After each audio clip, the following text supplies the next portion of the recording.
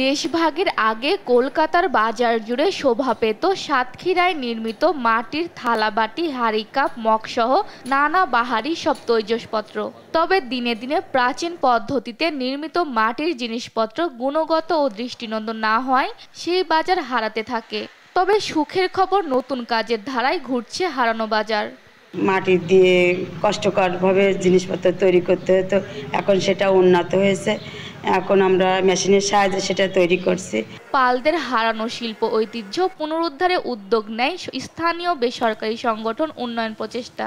পালদের প্রশিক্ষণ দিয়ে পরিচয় করানো হয় নতুন কাজের কৌশলের সঙ্গে। 500 পাল সম্প্রদায়কে আমরা সংগঠিত করেছি এবং তাদেরকে বিভিন্নভাবে সহায়তা দিয়ে তাদেরকে আমরা উদ্বুদ্ধ করেছি। কৃষি জমির মাটির পরিবর্তে নদী খালের পরিত্যক্ত মাটিকে মণ্ড বানিয়ে ছাঁচে ফেলে এখন বানানো হয় চোখ ধাঁধানো সব মৃৎশিল্প।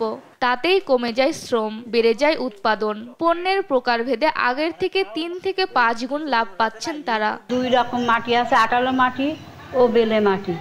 আনি আমরা ওই বিলেন্ডারে দিই ঘুলাই মেশিনে ওখানে ছেঁকি ছেড়ে দিই। এ পরিবর্তনে পালদের খুশির সঙ্গে ক্রেতাদের মধ্যেও মাটির তৈজসপত্র কেনার আগ্রহ বেড়েছে বহুগুণ। উপহারেও দেওয়া হচ্ছে শিল্পময় কারুকার্যে ভরা ডিনার সেট, চিত্রকর্ম, দেয়াল চিত্র, ওয়াল টেরাকোটা। এখান থেকে বিভিন্ন জিনিস কিনি, ওয়াল হ্যাঙ্গিং, মাটির পটারি, প্লেট, গ্লাস। ঘর সাজানোর জন্য অনেক সুন্দর এবং বিভিন্ন মানুষকে উপহার দেওয়ার জন্য খুবই সুন্দর। আধুনিক ধারায় সৃষ্টির উদ্যোক্তা প্রতিষ্ঠান বলছে, এই পদ্ধতির ফলে পরিবেশ সুরক্ষা হচ্ছে। স্থানীয় বাজারের পাশাপাশি অনলাইনেও কেনাবেচা হচ্ছে।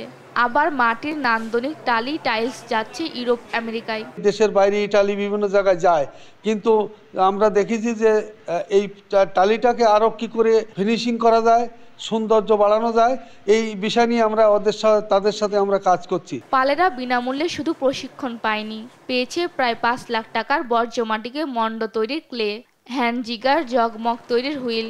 পালপাড়ার 600 মৃৎশিল্পীদের মধ্যে বর্তমানে সাতক্ষীরা, খুলনা ও যশোরের 500 শিল্পী আজ শুধু তৈজসপত্র নির্মাতা নয়, প্রায় সবাই এখন বড় ব্যবসায়ীতে রূপান্তরিত হয়েছে।